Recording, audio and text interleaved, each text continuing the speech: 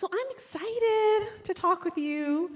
Why are we here? I'm going to tell you a little bit about myself later. But first of all, why are we here? So this whole conversation that we're going to have this afternoon, it is designed for ambitious women who are really looking and committed to enjoying the highest level of achievement and fulfillment in your work and life. Like if you are in this room, you know how to achieve. You know how to get a great job, you know how to graduate from school, you know how to do some pretty remarkable things in your life.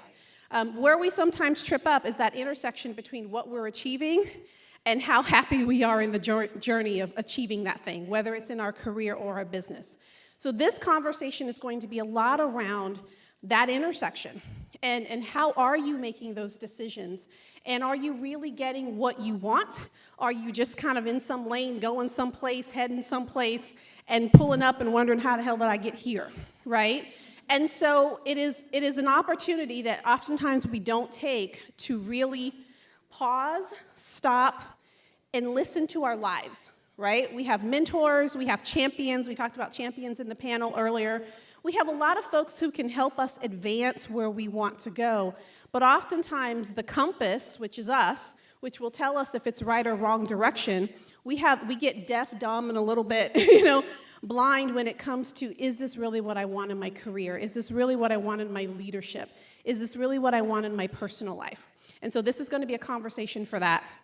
The challenge when we are at leadership conferences and any kind of gathering is that you feel like sometimes you've got to pull it all together. You're looking around, you're judging and sizing everybody else up, and everybody else seems to have it far more together than you, and everybody else seems to, have all the answers and all those kinds of things. And so we walk into rooms like this and we put on our mask, and we get the mic and we ask a question, and we have to sound all intelligent and all of that. And here's the deal. Across the next hour, you can put on your mask if you want. That's on you. Or you can get a little more real about who you are, where you're going, what you're struggling with, what you want, and you'll find that 9 times out of 10, you're sitting right next to the person who has that answer for you. Or you're dialoguing with someone who has a clue to the missing piece that you've been looking for 2 weeks, 2 months, 2 years, but you haven't been willing to open your mouth for that.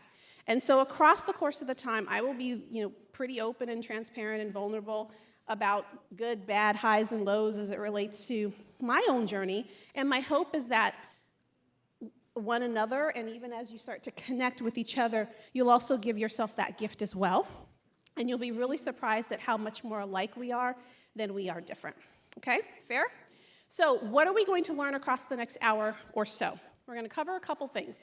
One, we're going to talk about what does it mean to be in the fast lane going in the wrong direction, like in your work and life. And all of us, if you're in this room, you are in the fast lane somewhere, somehow, whether it's in your career, whether you're in academia or nonprofit, or if you're a mom or expected mom or whatever it is, like life moves so fast. And oftentimes we are reacting to all of the things that show up as opposed to really being very deliberate about how we design our next steps and how we get what we want. And so we're going to talk about how do you even know?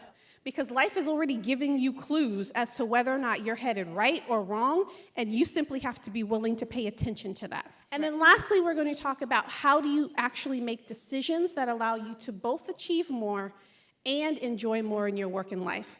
And for many of us, we get the achievement part down pat. It's the whole fulfillment and the happiness piece, and man, I can really enjoy this thing, as I go. It's not always no pain, no gain. It's not always about, delayed satisfaction and all of that. So how do you begin to make some of those decisions? Those are the things that we're going to talk about today. All righty? So who am I? So I'll give you the little lowdown because everyone has to give their spiel initially. I wrote a book called Fast Lane, Wrong Direction: Insider Secrets to Redesign Your Success. And I wrote that book because I was that chick for about 10, 15 years in the fast lane going in the wrong direction. So I was very successful on the outside. I was a 6-figure earner, senior contributor to a firm and all of that. But I was bored, I was burned out, I was unfulfilled, and I did not know how to fix it. And I paid a pretty hefty price, physically, emotionally, and a lot of other ways. And so I made some radical changes in my own life. And now I founded a company called The Perfect Work Academy, and I work with other women who feel bored, burned out, and unfulfilled in their careers, and I help them to redesign their perfect work, their perfect career or business, and create a winning strategy to get highly paid doing work they love. And it's that intersection between highly paid and work that you love. I believe that there's that intersection, and everybody has that perfect work, and now I get the opportunity to help people to do that as well. I've spoken and coached and consulted for a number of different companies in a number of different ways. There's not a story that I haven't heard. You know, people have gone from having zero idea what they wanted to be when they grow up to really actually doing businesses and roles that they are just so passionate about, and they're getting paid what they want. Other people have found roles within their exact same companies doing stuff that they love, and other people have figured out, man, you know, how do I become a better leader and actually enjoy leading my staff and do it securely and all of those other, how do I become a better version of the woman that I want to be? And so all those things have come out of the work that I've done. I've done TV and radio and all those kinds of good things, and all that becomes kind of your credential to make people say, okay, well, this chick knows something, maybe I'll listen to her for another 10 minutes, but the reality is, it wasn't always that way for me. I got an engineering degree because my mentor said I was black, I was a woman, and STEM was the way to go. So before STEM was a thing, people were like, that's where you need to go, that's where the money is, that's where the opportunity is, and off you go. It did not matter that I did not like math and I hated science. Now, I knew that, but I was a military child, single, not single, but my parents were 16 and 17 respectively when I was born, so we grew up together. And so you grow up with this mentality of you better take care of yourself, you better get out there and make your money and do your thing. There's nobody there that's gonna, you know, we all have our stories and our upbringings and our conditioning, and lots of that is good, but sometimes it's a recipe for ending up in the wrong direction. And so while I looked great on the outside, I didn't know how to read the compass of my life to know that if this dream, if this package that someone has created for me, it might be pretty, but is it my pretty? And I didn't quite know how to make those decisions at the time. And so I ended up with all kinds of burnout and stress-induced illnesses and digestive disorders and chronic fatigue and things that other people might be able to relate to as a result of being in a place I didn't want to be and not quite knowing how to kind of fix that. And so then I wised up at some point, and I decided, well, I'm going to go start a business because it's this whole corporate thing. I got to get out of corporate America, and I'm going to, you know, go find my passion. So I started this business with a partner of mine. Never start businesses with your old roommates. But I started a business with a partner at the heyday of the real estate, and we read Rich Dad, Poor Dad, and we said, we can go buy some houses because the book said if you buy some houses, and so we went out and we actually did really, really well. And it was a great, you know, it was very prosperous until it didn't, and it imploded, and it was the partnership from hell, and I lost everything. And when I say everything, I mean retirement, savings, $1.97 to my name, everything. Epic fail, major faceplant. And for, you know, an overachiever like that, who's always used to, you know, you do your thing and you make, epic fail. Best thing that could have happened to me, but at the time, totally an epic fail. But what I will say is that it taught me a lot about what wrong direction looked like. And so for a lot of us, we think that wrong direction is just wrong career. I'm in the wrong career, or I'm in the wrong business, or I'm in the wrong marriage, or I got the wrong, you know, significant other, or whatnot. But wrong direction is not necessarily that simple. It's one of two things. Sometimes it's your destination. So right career, oops, let's go back the other way, sorry. It could be all about, are you in the right career? Are you in the right business? Are you on the right role? Are you serving the right customers? Are you leading the right team? Sometimes it's your destination. For other people, though, right direction is about your approach, how you're pursuing your success, how you're pursuing your next goal, your leadership, how you're leading that team. Are you doing things in the right order or with the right strategy? For some of you who may be thinking about businesses and starting a business and all that, the order in which you start your business really does matter.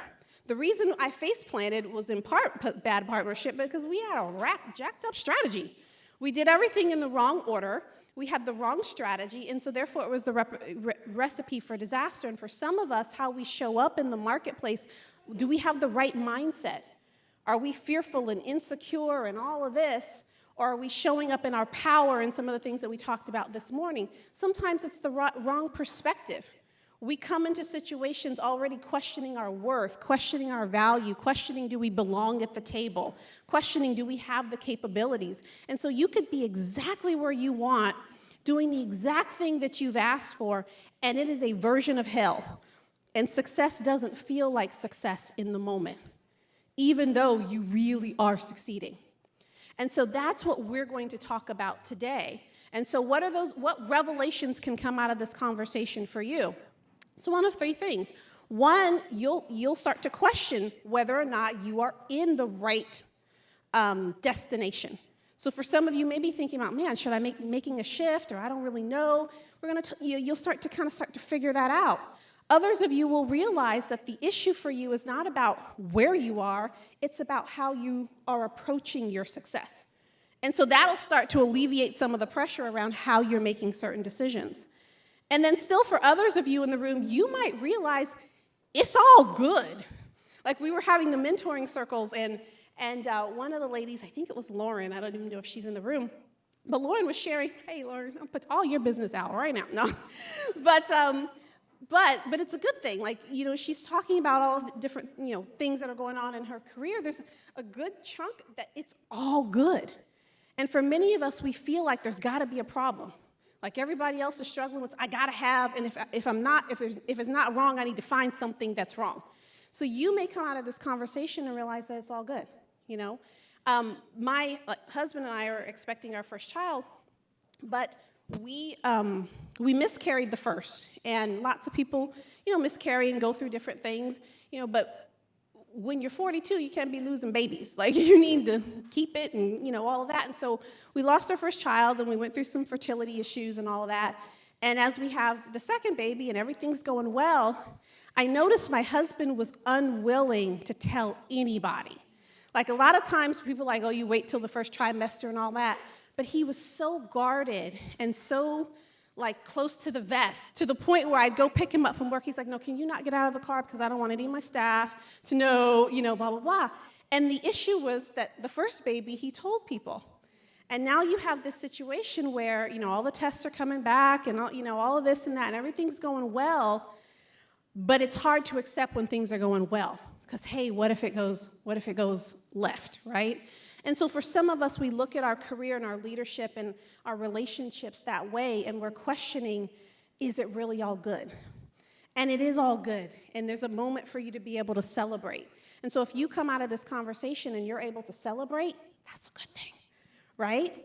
So let's talk a little bit about what are the signs on the road. There's lots of signs on the road. If you ever listen to Tony Robbins talks a lot about how the success leaves clues, meaning that if you want something, then you figure out who's gotten what you want, and then you do what they do so you can get what they got. Success leaves clues. Same thing with wrong direction. Wrong direction leaves very, very clear clues. They start out as, there's physical signs, there's relational signs, there's performance signs, there's emotional and mental.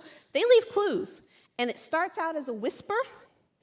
It might be, I'm just not sleeping well, or it might be I'm a little tired, or it might be I'm missing my kids', important events. And then you don't pay attention, it ends up as a scream where you're ill, you're sick, you are getting bad performance reviews, you have relationship issues going on with your spouse or your kids, and all kinds of things happen that show up because you didn't pay attention to the whispers, right? So here's what we are going to do. We're going to figure out for you, what are some of the signs on the road that you may be in the wrong direction in some area of your life? And wrong direction doesn't have to be this major, oh my gosh, the sky is falling, but it could be an indicator of, man, I need to start paying attention to some things, and I need to make some shifts before I get hit on the head. So the whole point of even looking at the signs on the road, because sometimes we think the signs are the problem. Signs are not the problem. The signs really are merely a symptom of something a little bit deeper. It's a symptom of a belief system, which we talked about in the session right before. It could be a symptom of a whole lot of things, but the problem is just the sign. The sign is just, this is a symptom. And so at some point, you then get to decide, what am I going to do about that? And how am I going to show up differently? But if you don't know what's driving that, which is what we're going to talk about next, then you oftentimes think that if I attack the problem, then I'll fix the issue. So if I keep saying yes to everything, a lot of people will say, oh, I'm so overbooked. My kids have 9 things that they're doing every week, and I'm saying yes, yes, yes, yes, yes, yes, yes, and so then you practice saying no, but you don't understand why you're saying yes. And so if all you're doing is kind of trying to change behavior, but you don't get to the root of the behavior, then it just becomes this kind of figure 8, where it's kind of like, well, I lost 10 pounds, and then I gained 12. And and so you're going on this cycle, right? So we're going to talk about what's the biggest roadblock to getting what you really want. What's the biggest roadblock to dealing with your insecurity? What's the biggest roadblock to getting the promotion? What's the biggest roadblock to stepping up and being the woman that you want to be? What keeps most of us from getting what we want is what's called your driving dialogue. Like, everybody's got this story that plays in their head, and for most of us, it's 1 or 2 of the same stories. And it goes over and over and over and over and over, and it drives every decision that you make. It will drive whether you step up and put your name in the hat for the promotion. It will drive whether you don't. It will drive whether you sit in the back of the room or whether you come to the front. It will drive whether or not you connect with the speaker after the event or whether you hang out in the corner. It will impact whether or not you ask for the networking connection or you don't. It will impact everything. And for most of us, it's 1, 2, or 3 driving dialogues and stories that we tell ourselves. For example, I told you the story of having face planted in my first business. It was ugly too. However, I figured out how to bounce back from that and really, build a successful business. But the reality is, I graduated from Stanford University, and my husband graduated from Stanford as well, and so our circle of friends were all achievers. Like, they're doctors and lawyers, and his best friend has a wing in a hospital in Atlanta totally dedicated to his practice. His other best friend is a former NBA player. The other there's all these things that people do. And so as I'm going through picking up the pieces of my face from my little venture, there was a part of me that always felt like I should be there already.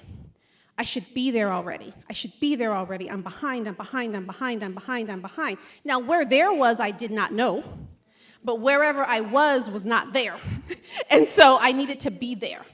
And so it did not matter that I had found work that I was passionate about. It did not matter that I was taking the steps that I needed to do to get there. I was never satisfied. It didn't matter whether I made my first 6-figure. It didn't matter what my clients would say and how, all that mattered is that in my head I was not there. And so no matter what I achieved, there was no satisfaction with the achievement because I wasn't there. And until I started to question, what there was and what that meant and how I measured it, I didn't realize that that's the thing that was driving me. So my wrong direction wasn't that I was in the wrong business. I was in the right business, and I had the right strategy. The strategy just takes time. But I was not fired up because my approach to it was wrong. I felt like I was catching up to somebody else's marker, and they were always going to be. And so that impacted my relationship with my husband. It impacted whether or not I even decided to marry him, because when he asked me to marry him, I was like, oh no, because see, I'm not there yet. And I felt like, as an independent woman, I needed to bring my, my half or my 3/4 or whatever it was I thought I was bringing to the marriage. It was the thing that was like, no, I'm not ready for kids because I'm not there yet.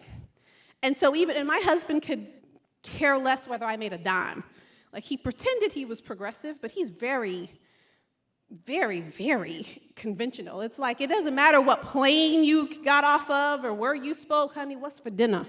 Like, that is all that, that matters. And so for him, in order to meet his needs and do the things that were important to him, those things were not important to me. Whether or not you had a great dinner and all, dude, can we order out? They got Uber Eats now. But in order to even be in the relationship and give to him in the way that he wanted to give, I had to deal with I wasn't there yet. Because I wasn't there yet, the things that really mattered in the relationship, I didn't value because I wasn't there yet, right? And so for a lot of you, you may find that it's your driving dialogue that creates some of the signs. It's the driving dialogue that gets you to procrastinate. It's the driving dialogue that will keep you from being able to shut down. Work is over, and you're still because there's something in your head that says, I haven't done enough, right? Whatever enough is, right? So we're going to take a look at what your driving dialogues are. And on that driving dialogue, you're going to see a number of different comments. Some of the comments will apply to you, some of them won't. And again, this is speed dating, meaning that you don't give any judgment to your comments at all. You just write down the number that applies. So if it's a 1, if it doesn't apply to you at all. It's a 5 if it was just bullseye, knocked you in the head. And so again, if you are debating about the issue, it is an issue. And so your job is in 3 minutes to go through this as quickly as you possibly can and simply rate yourself on the different dimensions and what they say. They're going to be driving dialogues that deal with your worth, meaning, am I enough? Am I enough? Am I enough? That's where a lot of the insecurity stuff that we talked about came from. And so you'll see some of these that are related. A lot of the ones that you might have circled may have a theme going around. And so first theme would be, am I enough? It's your worth. Second is around capability. Can I do it? Can I succeed? Do I have the ability? The third is around comparison. So it's you looking at yourself relative to other people or where you think you should be. So for instance, for me, it was around, I'm not there yet, I'm not there yet, I'm not there yet. A lot of my there had to do with how I was comparing myself to other people, not knowing that my journey is different than their journey. Their highlight reel is different than my behind the scenes. And for the work that I currently do now, had I not had that experience, I'd never be able to connect to my clients in the way that I can connect to them now. Because I got real stuff, to be able to talk about and real wins, win losses. And the last is control, issues of control. Controlling the timing of things, that was in part mine as well. Controlling the outcome, controlling other people, even in leadership or even in your family. And so you may find that you've got some nuggets there that drive you. Because here's the deal, sometimes those same driving dialogues are what got us where we are, right? So this idea we were talking about, never, not being satisfied. Sometimes the whole feeling of not being satisfied, that's your drive to do more. That's the drive for how you get to whatever level you are, right? And so it's not always a bad thing until it no longer serves you, right? So sometimes in our younger years when we're coming from whatever environments we came from, our backgrounds or whatever, sometimes it's that drive that helps you to overcome whatever the environment is that propels you out of that environment into something better, and that served you. But it's always about taking inventory, because what served me 5 years ago doesn't necessarily serve me now. The only child, the military kid that was born to the 16 and 17-year-old parents who had to get very comfortable about navigating the world alone, that little girl was really served by some of my driving dialogue. The woman that now has a loving husband who really does care about her and is willing to support her dreams and all of that, and at some point can relax every now and again and be a little more feminine, oh my gosh, the F word, right? The driving dialogue that I had then doesn't serve this woman because I can't show up how my husband needs me to show up to meet his needs. And again, not every woman needs to be feminine. I'm not making any kind of judgment around that. But I'm saying what I want is a very loving, reciprocal relationship, but the driving dialogue that I had keeps me from doing that. And the driving dialogue that I had kept me from enjoying the business that I was building and the clients that I was serving, right? And so again, what may have been good at some point doesn't necessarily mean it's inherently bad. The question is it serving you now? And that's how you make the decision as to, do I keep it in my, we talking about the backpacks or whatever, do I keep it in my backpack or do I take it out, right? Whenever you are trying to figure out, if you get to a place of indecision, and I don't know what's next, and I don't want to do, and I feel stuck, and I'm not sure how to, it's not that deep. It's one of 3 issues that you're dealing with. It's either a design issue, and design is like the cool buzzword these days. It's either a design issue, meaning, do you know what you want? Do you have the vision? Do you know why you want it? All of those, it's a design issue. It's a mindset issue, Like some of the things that we just shared here are mindset issue. For a lot of us, it's mindset issue, or it's a strategy issue. That's it. It's one of three things. And if you can evaluate, not one of three, it's one or more of three. And if you can figure out which one is hanging you up, then you'll know. For instance, if you're in, you said film, and you want to do whatever you want to do in film, your issue might just be, hey, I don't have a strategy from getting from A to B. Doesn't mean that I'm not capable or whatnot. I just need to connect to the people who can give me the strategy to get where I want to go. It's all strategy. I know exactly where I want to be and when I want to be there and blah, blah, blah. And so if it's just a strategy issue, nail the strategy, as opposed to running around like you've got this big problem. My hope is that as you've learned from each other, that you feel validated, like, yo, I'm not alone. And two, it's not nearly as complicated as I think it is if I get to the root. And if I deal with the root, the other stuff is just gravy. It's execution. And we can all execute. We just got mud that we're trying to execute through. And so this conversation is about clearing out the mud, taking ownership for where you are, and always checking in to ensure that I am still navigating in the direction that I want to be.